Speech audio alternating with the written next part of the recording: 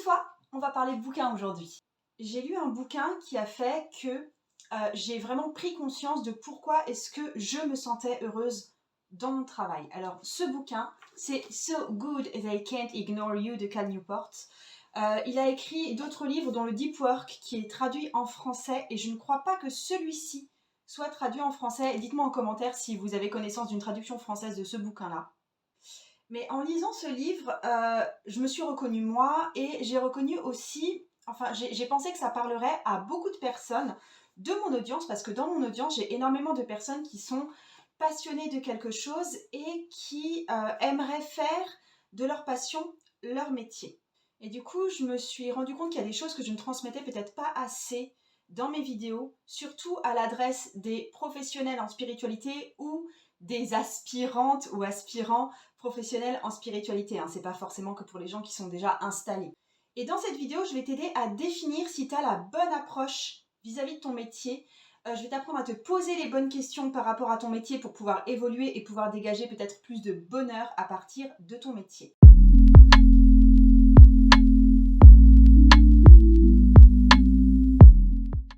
Dans ce livre, la thèse principale, c'est que choisir un métier par passion ou rechercher le bon métier à faire qui collerait à une passion préexistante, ça ne marche pas. Ça ne peut pas marcher. Et qu'en fait, il préfère l'approche développer l'expérience, développer la pratique de façon très régulière, et que ça, c'est beaucoup plus important. Et c'est ce qui... Il dit qu'en fait, que développer l'expérience, que développer la pratique, que développer l'expertise devient finalement bien plus importante que le fait de trouver le métier passion ou d'exercer sa passion dans son métier. Ça met aussi l'accent sur une certaine valeur travail, une certaine valeur d'expertise, une certaine valeur d'entraînement, qui fait que vous pouvez sortir de la position que je vois beaucoup de gens avoir et que je trouve très regrettable, qui est en mode « mais voilà, si c'est ma passion et si je l'exerce à fond, l'argent va venir tout seul », ce qui n'est absolument pas vrai en fin de compte.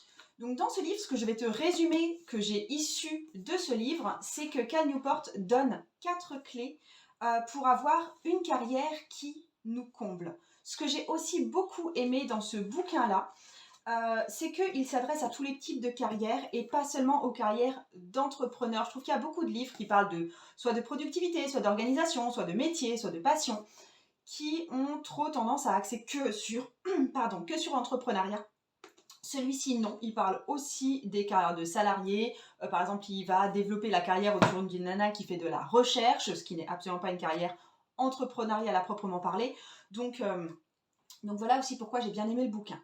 Clé numéro 1, ne pas chercher à faire de sa passion un métier, parce que ça ne marche pas. Le but, c'est de ne pas chercher un métier passion dans sa vie, mais plutôt d'aller développer le plaisir du savoir-faire dans n'importe quelle carrière qu'on pourrait choisir. Partir en fait de ce qu'on sait déjà faire et capitaliser dessus à l'infini. Il voit ça comme plus porteur que le fait de choisir un métier passion. Ce qui fait en fait le bonheur qu'on peut éprouver dans un métier, c'est le contrôle qu'on peut avoir sur sa carrière, la liberté de choix qu'on peut avoir de plus en plus dans sa carrière, et le plaisir du savoir-faire de quelque chose qu'on sait exercer de façon fluide, et aussi le fait de faire quelque chose qui soit porteur de sens pour nous. Ça, c'est vraiment les 3 piliers sur lesquels il insiste. Il n'insiste pas sur la passion, mais il insiste sur le plaisir du savoir-faire, sur le contrôle et donc la liberté qu'on a dans sa carrière, et le fait d'avoir, de pouvoir mettre du sens à ce qu'on fait. Parce qu'il faut bien se rendre compte que dans la grande majorité, les passions ne débouchent pas toujours sur un métier. Je veux dire, si vous êtes passionné de Game of Thrones, il y a peu de chances que vous puissiez en faire un métier. Il y a énormément de gens qui sont passionnés, dans leur jeunesse en tout cas, par le fait de pratiquer un sport et qui ne peuvent pas réellement exercer un métier à partir de ça, même s'il y en a qui construisent une carrière dessus. Mais je veux dire, c'est pas la majorité des gens. Ça peut être votre passion des fois de juste rire avec des amis, choisir du bon vin, chiller devant Netflix. Tout ça, c'est des choses que vous aimez faire, mais qui ne sont pas amenées à devenir des professions. Et de penser que vous allez devoir développer un truc au point d'en faire une profession, ça me paraît vraiment dommageable, parce que ça vous pousse dans une direction qui n'est pas forcément la bonne, et parce que vous n'apporterez aucune plus-value quelque part au monde en faisant ça.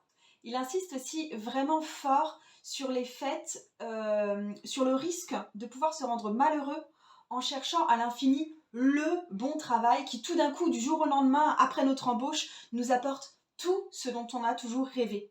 Et il dit que c'est hyper dangereux. Moi, je fais vraiment le parallèle aussi avec, tu sais, le fait de rechercher la femme parfaite ou l'homme parfait et qui fait qu'on enchaîne quelque part les rencontres ou les histoires d'amour et on trouve jamais quelque part la personne parfaite qui du jour au lendemain nous comblerait sans partir du principe qu'on va rencontrer de toute façon des êtres humains et qu'on va construire quelque chose avec cette personne et que l'histoire d'amour va s'élaborer et pas nous tomber dessus sous forme d'une personne qui nous apporterait tout ce qui nous a toujours manqué. C'est la même chose pour le travail, le fait de rechercher le travail passion qui tout d'un coup comblerait tout notre cœur professionnel, ça marche extrêmement rarement.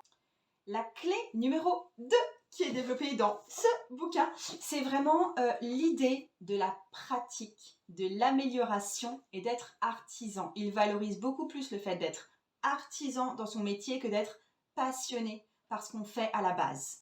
Et il développe aussi l'idée que plus on est expert, plus on pratique, plus on est artisan et plus la passion naît de façon naturelle. Il y a une idée là-dedans très très importante dont il parle qui est le capital carrière. Le capital carrière, c'est le fait de développer petit à petit, poste après poste, mission après mission, entreprise après entreprise si tu es entrepreneur, des dons qui sont rares et qui ont de la valeur aux yeux des gens, que les gens, quelque part, sont prêts à acheter parce qu'il y a quelque chose qui se dégage de ce que vous faites qui est intéressant pour les autres. Donc, développer quelque chose qui est rare, qui est de la valeur. Et donc, la plupart du temps, les personnes commencent tout simplement parce qu'elles ont une habilité naturelle à faire, des choses qu'elles savent faire de façon fluide, et elles cherchent sans cesse des pistes d'amélioration, de croiser ça peut-être avec d'autres compétences pour faire une nouvelle compétence en combinant deux choses, deux savoir-faire. Il s'agit de cumuler les heures à apprendre, à développer son expertise. Il s'agit de développer aussi tout ce qui est feedback constructif, parce que j'entends par feedback, c'est demander l'avis des autres, ne pas avoir peur de constater que ce qu'on a fait à un tel moment est mauvais ou perfectible. Et en fait, l'idée d'expérience, de pratique régulière devient beaucoup plus important que la notion de passion et aussi beaucoup plus nourrissante. En clé numéro 3, Cal Newport invite vraiment à développer tout ce qui est le contrôle sur notre propre carrière, de développer la notion de choix, de développer la notion de liberté au sein de notre propre carrière, avec ce truc de plus on est expert, plus on est bon dans ce qu'on fait, plus on aura le choix de ce qu'on peut faire avec ces talents-là. C'est souvent en fait le fait de voir des gens qui sont dans la maîtrise de leur carrière, dans la liberté du choix de leur carrière, qui nous fait envie. On se dit « Oh punaise, mais je vais faire exactement la même chose que cette personne ». Alors, il y a deux énormes pièges là-dedans, dans cette idée de contrôle de carrière, dans cette idée de liberté dans sa carrière. La première, c'est de chercher avant tout le contrôle et la liberté sans avoir assez de capital carrière, c'est-à-dire sans avoir assez d'acquis professionnels et de savoir-faire. Okay, parce que dans ce cas-là, on va sans doute échouer par manque de gains financiers, tout simplement. Je veux dire, si on cherche la personne qui essaye de se lancer à son compte parce qu'elle trouve ça trop beau et que c'est sa passion, mais qu'elle n'a pas assez de savoir-faire à apporter sur la table, il y a des chances qu'il n'y ait pas assez de clients en face pour pouvoir nourrir pour financer sa propre vie. Le deuxième piège dont il parle, c'est au contraire, tu as atteint un savoir-faire tellement perfectionné, tellement enviable, qui fait tellement envie aux gens que si tu te retrouves dans une entreprise, par exemple, pas ton entreprise, mais l'entreprise de quelqu'un d'autre, il y a des chances que tes supérieurs fassent tout ce qu'ils peuvent pour te maintenir en fait à ta place, pour ne pas te faire évoluer, pour ne pas te laisser développer cette liberté et ce contrôle, parce que ton savoir-faire, là où tu es, devient beaucoup trop recherché, beaucoup trop enviable. Donc là, tu es dans l'exemple inverse, c'est-à-dire que tu as un gros capital carrière, que tu as une grosse expertise, mais que tu ne peux plus développer de liberté. Donc c'est les deux pièges dont il parle par rapport au capital carrière vis-à-vis de ce sentiment de contrôle et de liberté sur sa propre carrière. Alors, il y a une question que tu peux te poser déjà, après je te donnerai, à la fin de la vidéo, je te donne vraiment toute une liste de questions que tu peux te poser pour mieux t'aider à définir ta direction professionnelle, pour voir aussi si la carrière spirituelle que tu envisages éventuellement ou dans laquelle tu es déjà, comment est-ce que tu peux la réajuster, enfin voilà, trouver la bonne tonalité pour toi, mais déjà une façon de faire le tri, donc quand tu dois avancer, par avancer, j'entends faire quelque chose dans le sens de plus de contrôle, plus de liberté dans ta façon de travailler. Tu peux te demander si tu veux développer une nouvelle compétence ou offrir une nouvelle compétence. Est-ce qu'il y a des gens prêts à payer pour mon savoir-faire? Est-ce qu'il y a des gens prêts à payer pour mon expertise? Et si tu penses que oui, qu'est-ce qui me le prouve? Est-ce qu'il y a déjà des employeurs qui sont venus te démarcher? Est-ce que tu as déjà été payé pour une mission courte dans ce genre de truc? Pose-toi la question de à quel point est-ce que c'est viable financièrement, ce que je te propose là. Quatrième clé décrite dans ce bouquin, c'est le fait de ce qui rend finalement une carrière passionnante, peu importe la pratique qu'on a ou l'expérience qu'on a, c'est le fait que, ou la passion qu'on a, c'est le fait que cette carrière soit basée sur un sens de la mission, sur le fait de, quel que soit notre travail, d'avoir l'impression d'accomplir quelque chose d'important qui va éventuellement servir les autres, qui va servir quelque chose de plus grand que nous. Et ça aussi, c'est ce sens de la mission, c'est un sens qui vient au fur et à mesure de la construction de notre capital carrière et pas avant. C'est rarement le fait, l'enchaînement logique des choses, selon Cal Newport, c'est je sais bien faire un truc, bah, je vais continuer à creuser là-dedans et croiser les différents champs de savoir-faire de façon à développer une certaine expertise qui n'appartiendra qu'à moi, et finalement grâce à ça je vais finir par être dans un métier où je vais pouvoir de plus en plus exercer ça, de plus en plus me passionner de ça, et du coup trouver un sens à tout ça, parce qu'il y aura des gens, notamment des personnes qui sont prêts à acheter cette compétence, qui vont m'aider à mettre du sens dessus et à trouver la place que ça a au sein d'une société. Et c'est très rarement l'inverse, c'est-à-dire la personne, elle se sent guidée dès le départ et elle se dit « Ok, je me sens guidée, donc j'ai telle passion, donc je vais développer tel savoir-faire ». C'est extrêmement rarement dans ce sens-là que ça se passe. Votre sens de la mission, votre sens de là où vous devez aller, votre sens du service avec votre métier viendra avec l'acquisition du savoir-faire et en voyant aussi les personnes qui sont devant vous.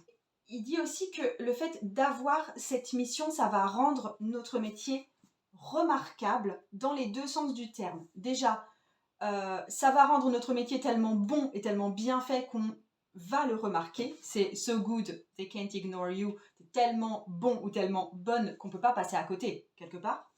Et ensuite, le fait remarquable dans le sens que tu vas pouvoir parler de ton métier, tu vas pouvoir parler de ce que tu fais de façon efficace et toujours auprès des bonnes personnes et toujours dans la bonne direction à partir du moment où tu as trouvé ton sens de la mission.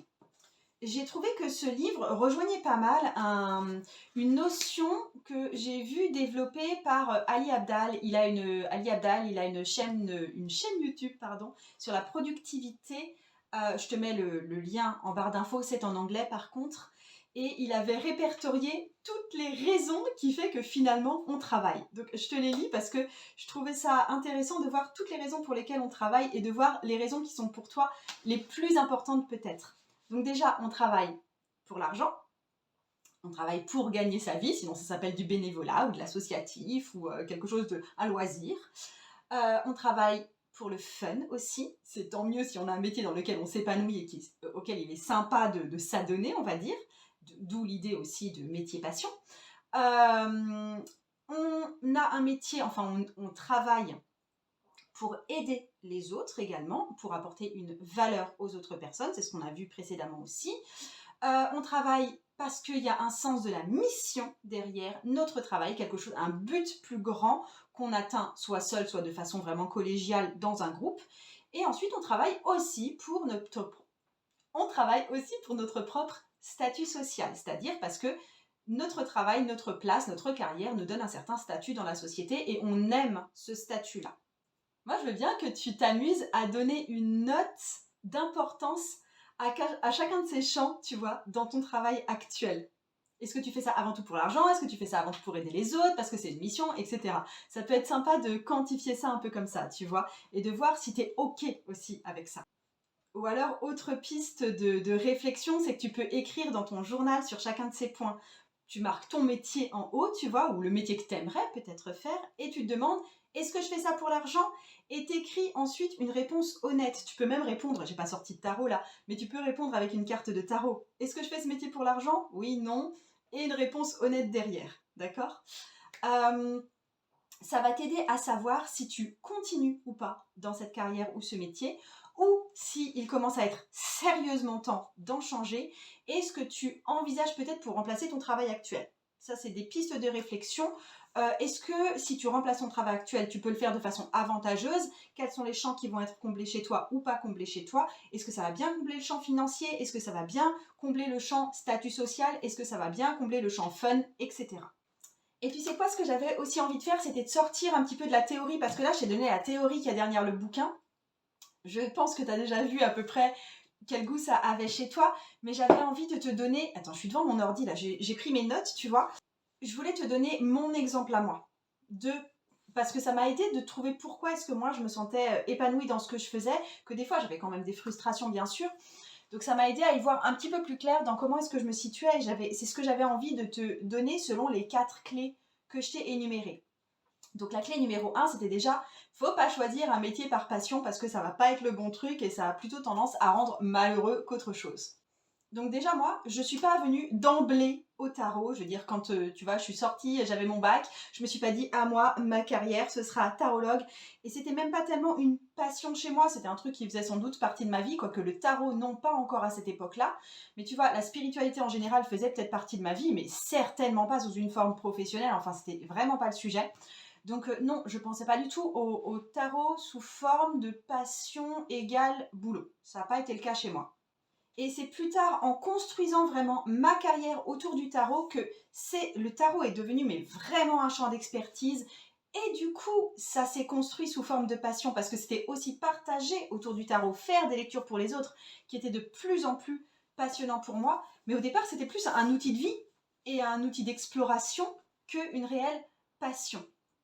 Et donc, le fait de m'en servir comme outil avec d'autres personnes et de développer mon savoir-faire là-dedans m'a aidé à rendre cette aventure entrepreneuriale passionnante. Et j'ai développé aussi, quand je me suis lancée dans l'entrepreneuriat au départ n'était pas une passion pour moi, mais à force de travailler dessus, de me renseigner dessus, d'élaborer des stratégies à ce sujet, l'entrepreneuriat en soi est aussi devenu une passion pour moi. D'ailleurs, je le mêle pas mal hein, quand, par exemple, quand je te donne le cours profession tarologue, c'est quelque chose dont je parle. Je lis vraiment tarot et entrepreneuriat pour te livrer quelque chose qui soit vraiment unique. Si toi, tu t'engages dans une voie, je veux vraiment que tu arrêtes de te dire « faut que je trouve avant tout ma passion ». Parce qu'il y a de grandes chances que ta passion émerge du fait que tu fasses quelque chose, que ça ne te tombe pas du ciel juste comme ça. La clé numéro 2, donc, qui est décrite par le bouquin, c'est donc l'idée de travail, de cultiver son talent ou son art, de cultiver aussi l'art de recevoir du feedback, de pouvoir s'ajuster par rapport à si c'est bon, si c'est mauvais, si c'est un échec, si c'est une réussite. Donc il y avait aussi ça que je vois dans ma vie à moi. Je me suis formée honnêtement de façon intense sur des outils d'automatisation au niveau entreprise en ligne, sur des outils de communication aussi pour tout ce qui était l'entreprise en ligne, parce que tout ça, vous vous doutez bien que ce n'est pas forcément inné chez moi. Et étant donné que j'étais entrepreneur et que, en tant qu'entrepreneur, le but c'est aussi de faire du chiffre d'affaires, il y avait une sanction immédiate de quand ça marche pas. C'était un feedback assez immédiat. Et tu vois, là, je te parle même pas de tarot, je te parle d'entrepreneuriat. Il y a le feedback, c'est-à-dire la réponse du monde que tu as et qui te permet toi de t'ajuster, c'est effectivement ça marche ou ça marche pas, finance ou pas finance, audience ou pas audience. Et j'ai aussi bien sûr développé mon savoir-faire dans le tarot, déjà dans les lectures de tarot aux autres, beaucoup, et j'ai eu énormément de feedback en consultation, c'est-à-dire des personnes qui étaient face à moi et qui me disaient si c'était bon, si ça n'allait pas. Et justement, c'est ça aussi que je veux que tu développes. Tu vois, si toi, tu es dans le tarot et que tu espères t'améliorer juste en ayant une pratique exclusivement chez toi sans jamais t'ouvrir à quelqu'un d'autre, ça ne va pas le faire. Tu vas être obligé de développer cette culture du feedback et de voir ce que tu vaux pour de vrai. Alors j'ai un truc aussi pour que tu puisses évoluer dans une pratique donnée. Comme tu vois, moi, c'était vraiment la communication en tant qu'entrepreneur, l'automatisation en tant qu'entrepreneur, et de l'autre côté, effectivement, tout ce qui était le champ tarologique. Mais pour toi, ça peut être complètement d'autres champs que tu as besoin en ce moment de développer. Donc, je te conseille vraiment d'avoir une routine d'études. Par exemple, te fixer une fois par semaine ou une fois par jour pour comprendre peut-être des données complexes que sinon tu ne te laisses pas le temps d'étudier parce que honnêtement, il y a un côté rébarbatif et un côté des fois complètement chiant. Tu peux aussi traquer les heures que tu passes à ça, ou est-ce que chaque jour j'ai fait ma petite étude de ça, ou j'ai eu mon petit feedback de ça. Tu peux aussi noter ça dans un beau journal que tu choisis vraiment exprès pour ça, un résumé de la semaine, de ce que tu as amélioré, les heures que tu as passées à ça, de ce que tu as découvert précisément, tu vois, de tenir un espèce de compte-rendu de tes propres avancées, ça peut aussi vraiment aider à te voir t'améliorer. C'est aussi le cas pour moi actuellement parce que ces temps-ci, je m'entraîne vraiment à développer tout ce qui est peut-être spontanéité et fluidité dans tout ce qui est mon contenu vidéo et tout mon contenu vidéo qui a un cadre construit. Donc, je ne parle pas des lives que je fais par exemple. Donc, je me forme. J'ai pris une formation en ligne. Je me fais coacher par un mec qui s'appelle Egon et qui est génial pour ça. Qui a une formation qui s'appelle la formation des créateurs de contenu avancé. Je vais te mettre le lien en dessous aussi si jamais ça t'intéresse. Et en fait, c'est ça que je veux te faire passer comme idée, c'est que ton expérience, ta pratique, le fait de t'exercer très régulièrement, c'est sans doute beaucoup plus important au final que ta passion, parce que c'est là-dessus que ta passion va se construire et que ton envie de travailler aussi et que ta joie à travailler va se construire. La clé numéro 3, donc, qui est décrite dans le livre, c'est le fait d'avoir de plus en plus de contrôle sur sa propre carrière, d'avoir du coup plus de liberté de choix dans sa propre carrière. Alors effectivement, moi j'ai évolué du salariat à l'auto-entreprise, puis SASU. Je n'ai pas eu de frein d'un supérieur parce que personne n'avait rien à dire à ce que je faisais étant donné que j'étais en entreprise. Mais j'avais acquis aussi suffisamment au fur et à mesure de crédibilité et d'expérience pour pouvoir vraiment rentabiliser seule mon activité. Alors, si tu as un peu suivi mon parcours, tu le sais. D'abord, j'ai été psychopraticienne et puis ensuite, j'ai joint le tarot à mon activité de psychopraticienne en consultation. J'ai formé vraiment des accompagnements autour de ça. J'y ai lié les libérations énergétiques aussi avec le tarot. Et puis, je me suis mise à offrir des formations dans le monde du tarot. J'ai énormément développé les formations en ligne petit à petit. Ça a débouché finalement sur des retraites en présentiel. Je te mets aussi le lien en dessous. Il y a plein de liens que je vais devoir mettre en dessous. Je vais devoir me rappeler de tout ça. Ensuite, j'ai créé un club privé en ligne avec des ateliers mensuels. Donc, tu vois, il y a plein de trucs qui sont construits sur ce que j'avais capitalisé déjà à la base. Et actuellement, j'ai des projets qui sont top secret, mais pas si top secret que ça. Enfin, t'en sauras plus quand ça sortira.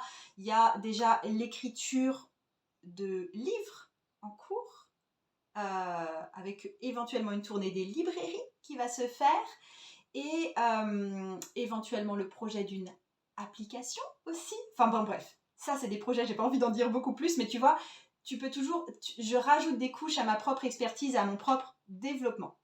Et ça me permet d'avoir toujours plus d'expertise, donc de contrôle sur ce que je fais, donc de liberté dans le choix de ce que je peux faire. Et ça ne peut pas ne pas aller ensemble. La clé numéro 4, c'était pouvoir injecter du sens dans son travail, pouvoir y trouver une certaine mission. Et c'est le cas pour moi, parce que finalement, la mission pour moi, au-delà de juste l'outil tarot qui, mine de rien, n'est qu'un outil pour moi, c'est vraiment d'aider les gens à se connaître plus en profondeur, de se comprendre plus intimement, de se connaître plus intimement et de gagner en honnêteté sur eux, vis-à-vis d'eux, sur ce qu'ils veulent, sur ce qu'ils veulent pas, sur là où ils vont, sur là où ils ont fait franchement des merdes, etc. C'est vraiment mon but de faire gagner les gens en honnêteté et en connaissance d'eux-mêmes. Et ça n'a pas été là tout de suite. Et je le vois aussi chez vous, hein, quand vous m'en parlez, vous avez souvent le même désir que moi, hein, à la base, qui est d'aider les autres de façon relativement individuelle d'ailleurs, mais on ne sait pas trop bien à quoi on va les aider exactement. Moi, c'est quelque chose que j'ai découvert au fur et à mesure et en voyant ce sur quoi j'insistais, ce qui était important pour moi, les retours qu'on me faisait, qui étaient « Waouh, mais tu m'as aidé à comprendre que blablabla ». Donc c'est là-dessus que ça s'est construit. Et tu vois, je vois beaucoup d'entrepreneuses, alors soit dans le coaching, soit dans le tarot, soit d'autres, ça peut être la sophrologie, des choses comme ça, qui ont pour mission, en tout cas c'est ce qu'elles disent, je ne sais pas si ça ne va pas évoluer pour elles au fur et à mesure du temps, qu'elles veulent aider les femmes à gagner en puissance. Et je m'étais dit au départ que c'était un peu mon cas. Tu vois, j'ai fait le programme Devenir Reine, qui n'existe plus maintenant, qui était un petit peu tourné là-dessus. Mais c'est pas tout à fait ça. C'est pas tout à fait mon cas de t'aider, toi, en tant que femme, à gagner en puissance. Déjà parce que je m'adresse pas que aux femmes. Et déjà parce que mon but, c'est pas forcément de te faire gagner en pouvoir. C'est de gagner en honnêteté pour savoir est-ce que tu veux Pardon. Est-ce que tu veux ce pouvoir? Est-ce que tu veux pas ce pouvoir? Tu vois, c'est un décalage là.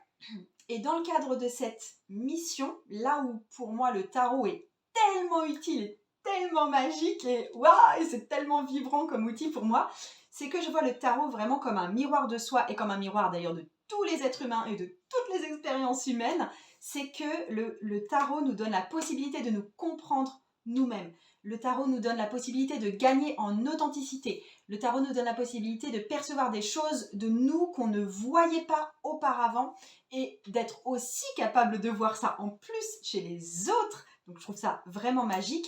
Et le tarot va nous aider à faire par exemple un tri dans les projets, en tout cas m'aide moi à faire des tris dans mes projets, ça c'est évident.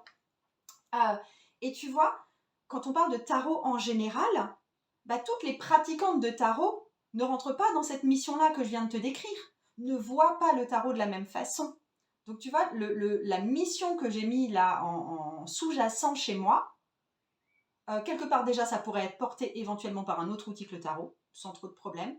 Et d'autre part, toutes les personnes qui pratiquent le tarot ne vont pas le pratiquer avec le même tapis roulant, la même mission sous-jacente. Autre chose que je voulais te dire, c'est que il y a de nouvelles places ouvertes pour l'expérience tarot qui a lieu en août. Il y a des prochaines dates qui sont posées en août. J'ai négocié ça avec l'hôtel.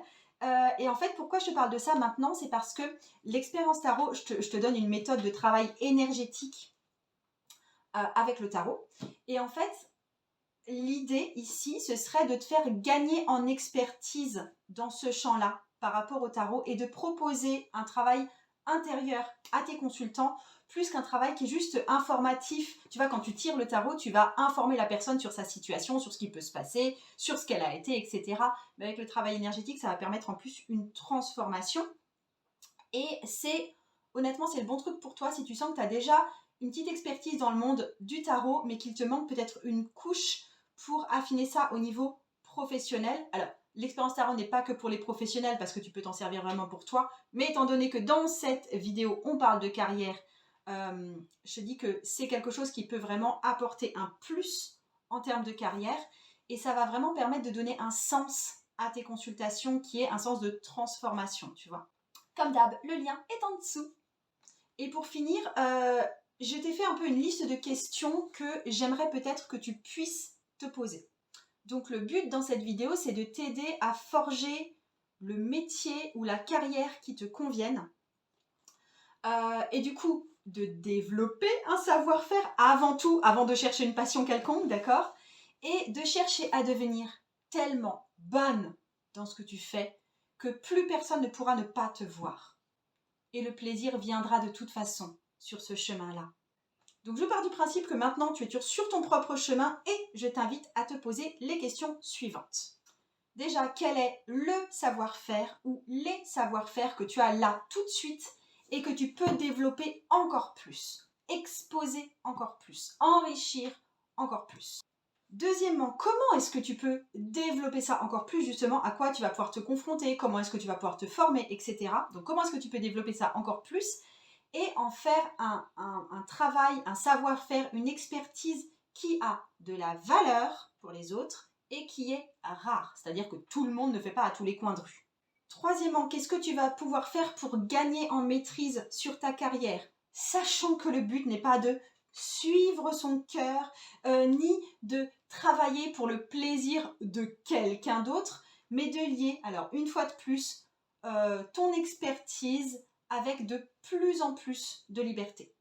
Quatrième proposition de journaling, c'est est-ce que tu te sens poussé par une mission? Ou bien c'est peut-être pas encore tout à fait le cas.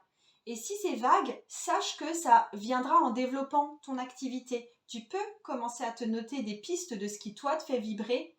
Je pense que le sens de la mission ne vient que avec le vis-à-vis d'autres personnes, comme je l'ai expliqué, parce que ça a été le cas pour moi.